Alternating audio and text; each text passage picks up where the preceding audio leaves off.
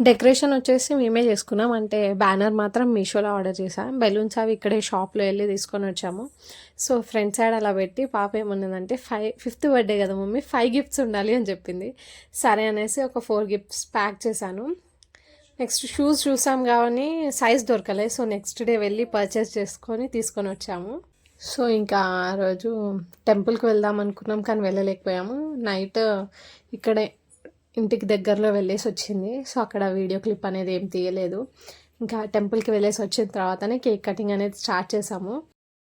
ఇక్కడ చెల్లి కూడా కేక్ పెట్టింది కానీ ఆ వీడియో క్లిప్ అనేది తీయలేదు. అంటే ఆన్ ఉంది అనుకున్నాం కానీ ఆన్లో లేకుండే.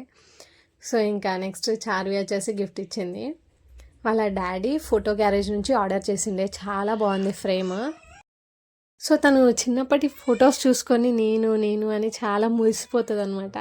అందుకే తను పుట్టిన ఫస్ట్ పిక్ తీసింది అలా ఫ్రేమ్ చేయించాలని ఉండే, అందుకే చేయించాను. సో తను మాత్రం ఫుల్ హ్యాపీ గిఫ్ట్స్తోని. సో ఇవే అవి షూస్. నెక్స్ట్ కుకింగ్ చేసిన రోజు తీయడం వీలగాలి, అందుకే నెక్స్ట్ డే తీసాను. So thank you so much photo garage, చాలా రీజనబుల్ ప్రైస్కి ఇచ్చారు. సో ఇంతే, ఇంకా బర్త్డే అనేది సెలబ్రేషన్స్ అయిపోయాయి. So please do like, share and subscribe my YouTube channel. Thank you for watching. Bye bye.